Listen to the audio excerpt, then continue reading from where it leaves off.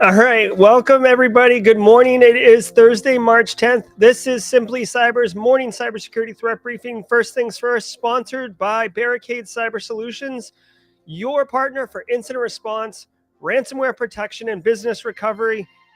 Y'all, thank you so much for your grace as I had some issues. It doesn't happen often, but I launched the Friday, March 10th episode, first things first. And I was having some audio issues. I had to reboot right before. So, you know how we do, people. We just kind of roll with it and do the best we can. If you're new here, we're going to be tearing through the top cybersecurity stories of the day for you so you can move forward and just kick butt at your job.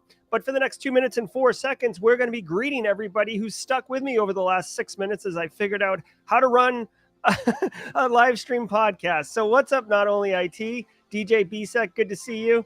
Cracking me up, always nice. Celeste, hey, what's going on? Kimberly, I'm sure you're in there. Ryan, how are you? Guys, super pumped. Today was a good day. Todd over at the Citadel. We're talking crypto. I used the old classic steg hide to embed a secret message into a JPEG. So steganography, we're studying that a little bit today. So always a good time. Hope you're doing well. I already had the coffee, the 8 a.m. coffees. Hey, Lupe, good to see you. Just Ben, much appreciated. Just Ben's been helping with the transcription elements of the GRC course. We're very, very close to launching that GRC course. Super pumped, guys. Chip is sharing some stuff here in chat. Okay. Brian, good to see you. Brian was helping also with the GRC work. Thank you, Brian. David O'Neill, it's been a minute, friend. I haven't seen you. Robert Rhodes, my man. Fellow Threat Gen staff and good gentleman. Hey, Chip. Josh Nichols. Yeah, you know what's funny? As far as steganography goes, as far as I know, like we don't really look for it or check for it. I'd be curious of other professionals in the chat how you see it. You know, the file signature changes, right? The hash signature for the file definitely changes because you're modifying a file by secretly hiding data inside of a JPEG or a PNG or whatever. But you know, it's as far as I know, people aren't really looking for it. So it's still quite viable way of communicating secretly. You'd want to kind of couple it with like encryption. So the message that you're embedding is actually encrypted, because hiding just a regular message in steganography isn't hiding it. You're just obfuscating it. But it's a cool thing, guys. Check it out. Steganography if you get a chance.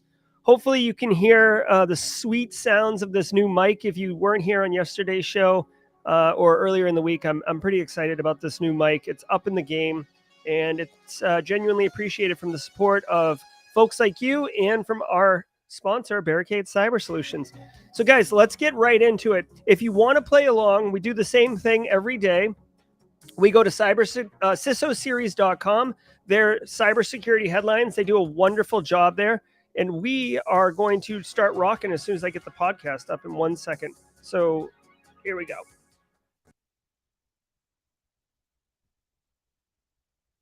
Loading. From the CISO series, it's cybersecurity headlines. It's Thursday, March 10th, 2022. Chipmakers warn of new speculative execution bugs. AMD, ARM, and Intel each publish advisories about newly discovered ways to bypass hardware-based protections for speculative execution in modern CPUs. Back in 2018, Meltdown and Spectre vulnerabilities led to a rash of security concerns around speculative execution, resulting in software-based partial mitigations and hardware changes on CPUs. Researchers at ViewSec published a report detailing a new vulnerability that gets around all existing hardware and software mitigations around speculative execution using what they refer to as a branch history injection. This allows low-privilege users to poison the global history used as a hardware mitigation for speculative execution attacks to mispredict targets and subsequently leak data. The researchers demonstrated how this could be used to obtain a root hash password in a proof-of-concept attack. All three chip makers released mitigation recommendations with their security advisories. Okay, so this was a big hot topic back in, I want to say 2019, 2020-ish. The Spectre meltdown bugs. They got their own little icons and graphics, like their little, here we go. there we go. So if you guys remember this, it was like a big to-do. People were losing their mind. They were flipping out about this. It was kind of a log4j response from industry as far as like how quickly we needed to respond. I did not see too much in the way of attacks on this specific attack. You're basically attacking kind of the chip itself, not physically, but the way that they've optimized it for process speed and efficiency. And a lot of the uh, patches that fix the vulnerability actually kind of reverse the level of efficiency of the chip itself, which means slower processing, etc. I do not know of any particular successful attack or major exploitation of either Meltdown or Spectre. It was a big to do, and then nothing really came of it. That doesn't mean it wasn't exploited, but it didn't really kind of the when we're calculating risk, right? And we talk about likelihood and impact very high, but the likelihood just seems very low because of the nuance of how you have to execute it if you had the skill to develop an exploit. Yes, these individuals were able to do it with this branch history injection, but it says exploit leaking in the title of this video, but I didn't get the vibe that there was an actual, exploit being released in the wild. So it's being done at a Usenix security symposium, so kind of like an academic conference. And the chip makers are releasing updates to fix this. For me, this is interesting, but not anything that I'm, all hands on deck or flipping out about. Yes, you should make sure that your chips are patched or protected as best you can. But this, like, focusing on like phishing email and curbing that, and make sure your EDR solutions are doing the things that they're supposed to do for PowerShell exploitation. That's where you should really be focusing your energy. This is cool and newsworthy, but it doesn't warrant immediate intervention. That's my opinion on that. U.S. worked to shore up Ukraine's cyber defense in 2021.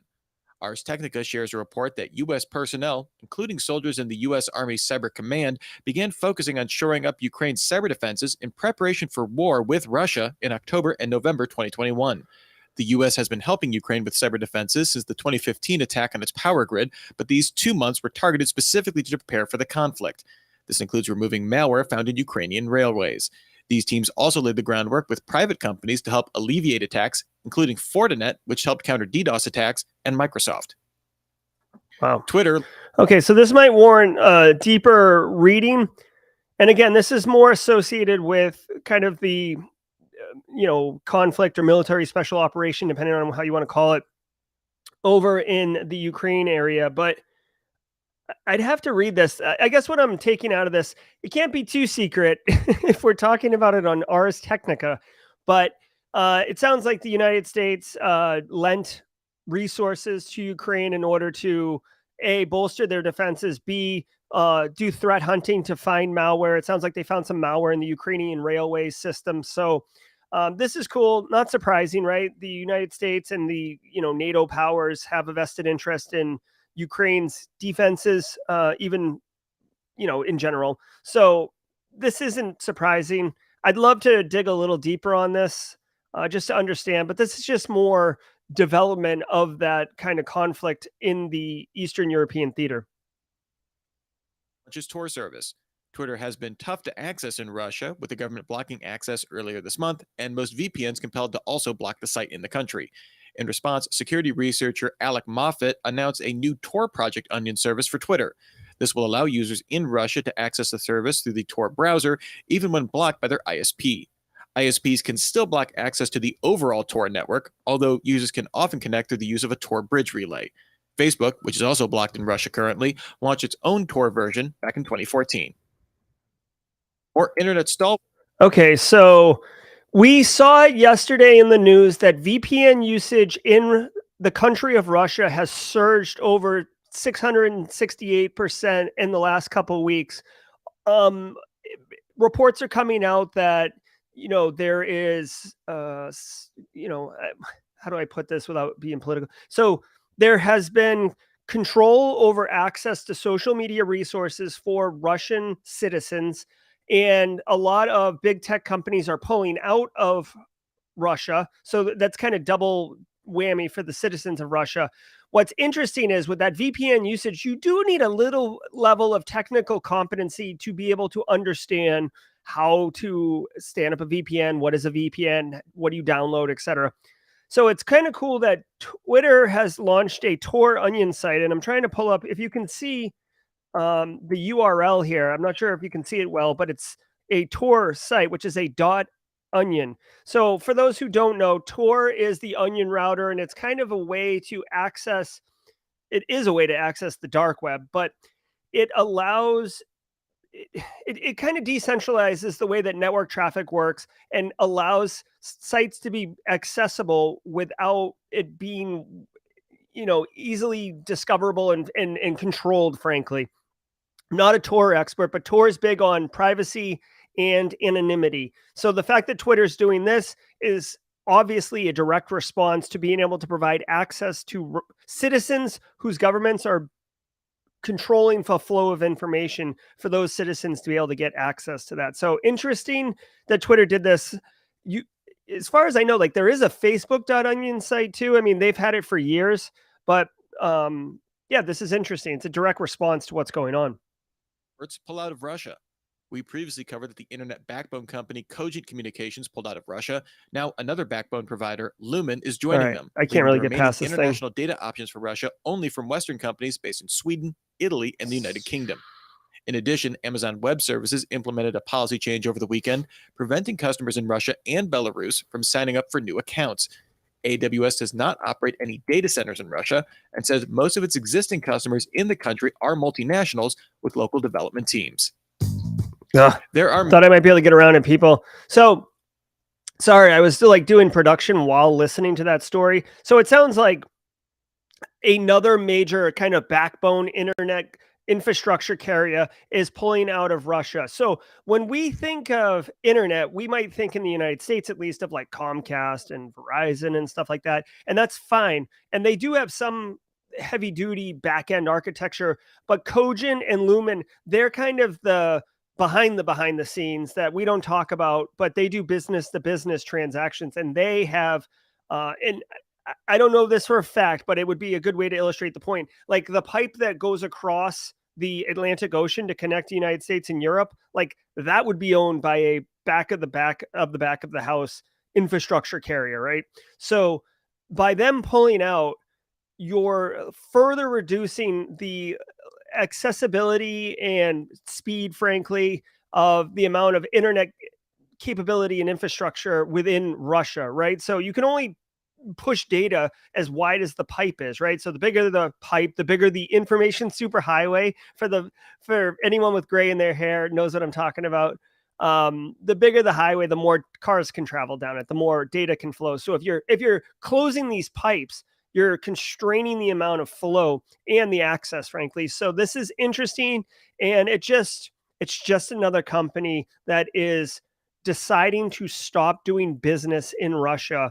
And we're seeing it across retail, energy, social media, technology, manufacturing, and infrastructure. We're seeing it across the board. So this is interesting, and it's just more of, I don't want to say more of the same, but it's another piece of the pie of businesses moving out and how that's going to impact Russia long term. Misconceptions about secure torque.io.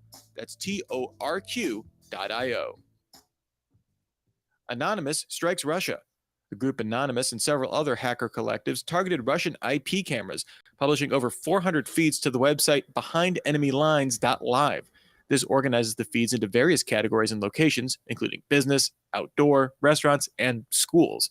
These feeds are overlaid with messages criticizing Russia's invasion of Ukraine. The group also hacked into a TV channel streaming service in Russia to broadcast war footage and continues to target websites in Belarus. Wow. An anonymous affiliate group also claimed to have obtained source code for the security firm Kaspersky, although as of this recording, no code has been leaked. Okay, so the story is that Anonymous quote unquote hacked public cameras. Like, I'm not sure if hacked, well, okay, so here's a couple things. One, you can find, internet facing, meaning internet accessible webcams that people have either intentionally designed to be accessible. So it's like a picture of like a doctor's waiting room, which is a bad example, a picture of like a parking lot, or a picture of any public space, so you can look ahead and say, oh, it's crowded there, or it's not crowded there, or look how fun it is, let's go there. You see like city parks and stuff like that on webcams. So sometimes webcams are supposed to be seen. Sometimes webcams are misconfigured and they're not supposed to be seen, but you can see them. There are many websites that allow you to do this. What Anonymous has done in this instance, it sounds like, is they've curated all of the public cameras and potentially found cameras that were not publicly or intended to be publicly, and used maybe default creds to log in and get access and make it internet facing, or exploit it and then make it internet facing. And they have basically created this website, behindenemy-lines.live, which I'm going to right now. I'm not going to click on any of these, but you can see businesses outside, inside, houses, restaurants. Again, don't go here unless you want to and you accept the reason for going here. But it's quite interesting. Oh, they've taken down the house one out of privacy for Russian civilians. I appreciate that. Okay, I do appreciate that. They've got some restaurants, etc. You guys see what's going on here. So very interesting, very real impact, very visible impact. I would imagine that this is not going to stay up very long. Okay, that's just my guess. The EU goes after Russian crypto. The European Union clarified its previously imposed financial sanctions on Russia and Belarus extend to crypto, as assets are covered by the transferable securities category. The EU also announced the expansion of financial restrictions on Belarus to mirror Russia's, including restrictions on SWIFT to 3 Belarusian banks. There has been some speculation by U.S. lawmakers that Russia could use cryptocurrency transactions to avoid some of the impact of international sanctions. Okay, so actually in the United States right now, which I haven't really been paying attention to, but like the President Biden has passed some crypto regulation law or something like that. Again, I'm not really smart on what it is, but it just happened recently. And with all these financial sanctions that the United States and the other countries of the world, including the EU, which is basically a alliance of European countries, they're putting sanctions not on the just cold hard cash, but also on crypto now, which I find not surprising, right? Because crypto is another form of currency. So by sanctioning that, you're trying to stifle all of the economic elements.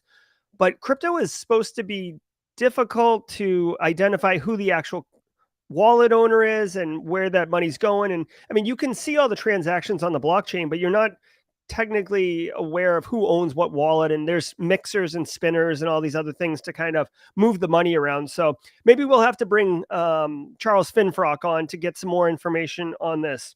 Okay, here, little shout out to Charles.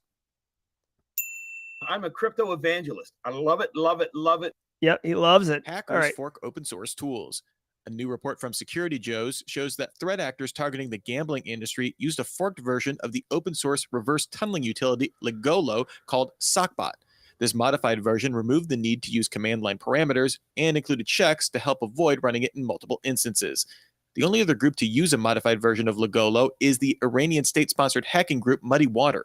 Security Joe says Ligolo generally requires significant and advanced modification to make it useful as a hacking tool, indicating advanced capabilities of the attackers forking it. The overall tactics of the attack show them tightly related to a Russian-speaking ransomware gang. Okay, so, whatever. Remember the word Ligolo. They forked it. It's an open source GitHub repository. And they speculate in the story that the fork has allowed them to add additional functionality. Guys, this is not groundbreaking, innovative stuff. It is interesting because they're attacking the gambling industry. Go where the money is, right? But guys, at the end of the day, reverse tunneling capabilities is like, that's been built into Metasploit forever. Like, this is the way that red teamers, pen testers, and threat actors all establish persistence so they can get back into a machine without having to exploit it again. This has been around for a while. So this Ligolo tool is just another tool in the toolbox that allows you to do a reverse tunnel. The fact that it's on GitHub and freely available and it was forked is not a big deal. We saw Mirai botnet back in the 2000 teens. got posted to GitHub, and that got forked all over the place, and tons of functionality and stuff was added to it, and that became a rampant concern. So this is just interesting. If I worked in the game industry, I would pick up a little bit, tune up a little bit, maybe go check out what Legolo looks like and what are the indicators of it as far as a persistence mechanism. How does it implant itself onto the Windows box?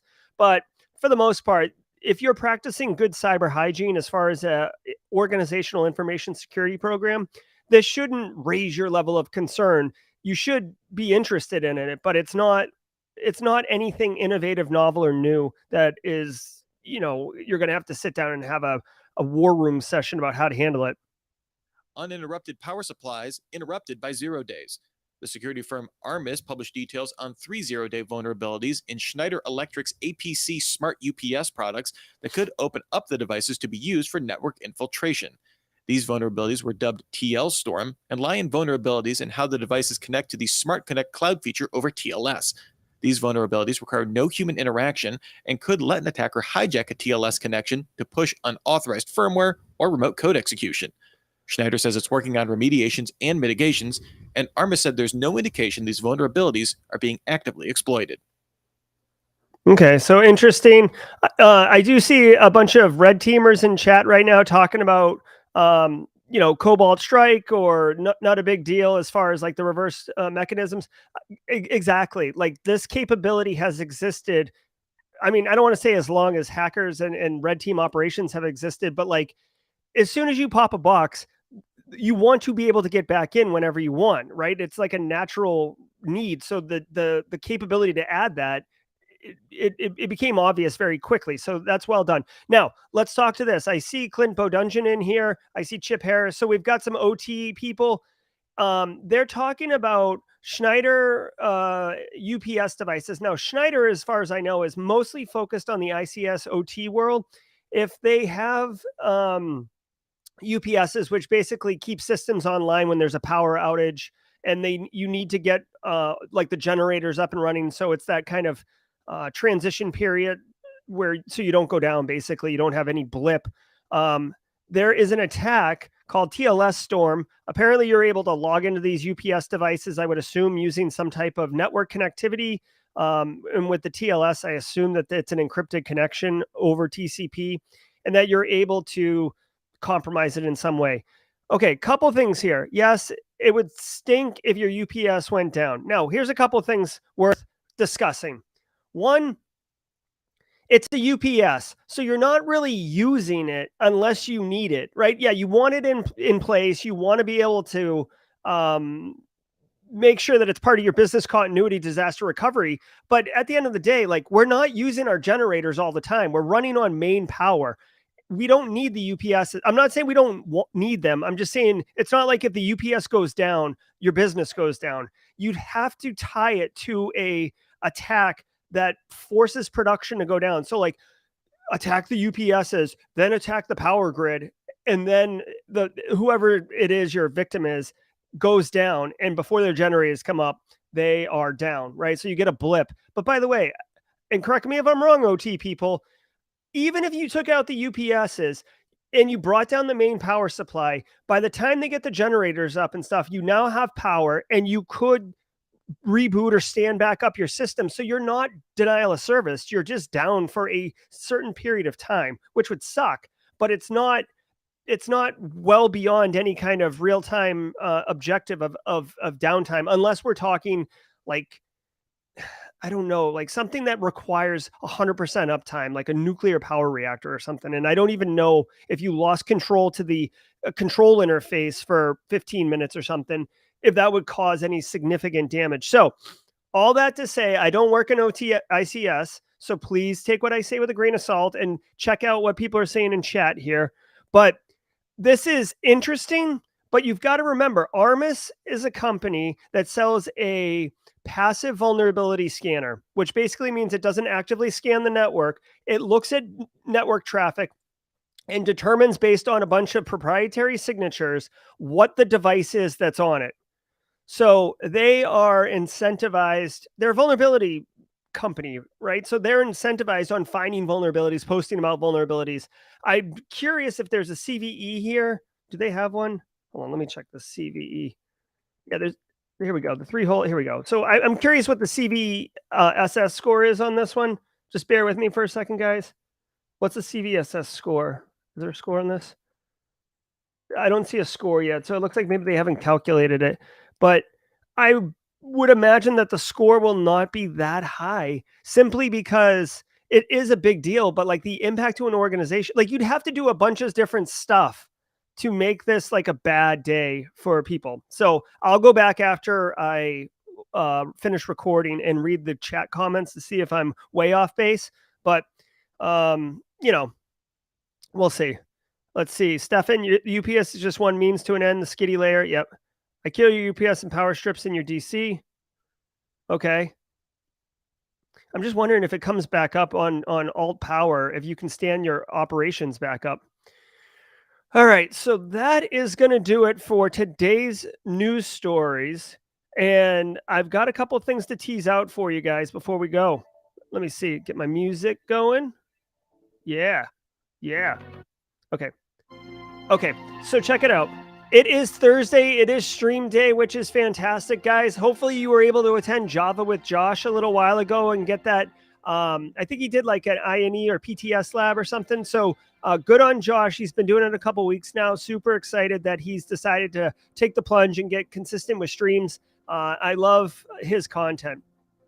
Guys, if you're around at 3 to 4 p.m. later today, Jack Scott Outpost Gray is doing their Thursday live stream 3 to 4. They'll be talking with Tom Ryan, VCISO, on the current state of cybersecurity. And I have to imagine that this is going to delve into the current conflict overseas, how that influences directions, perhaps where we're going with encryption and VPNs and zero trust architecture. I'm not sure, but I'm sure it's going to be a great talk. So if you're looking for something to do 3 to 4 p.m. Eastern, go check out Jax's. Now, if you're available at the end of the day from 4 to 3 p.m., come over for Simply Cyber Live. We've got a new intro to tease out, so you guys can get some of that and tell me if you like it or not. But we'll be talking with Robbie Van Roe, a.k.a. Pink Draconian. He is an ethical hacker. He's a penetration tester. He's a bug bounty guy.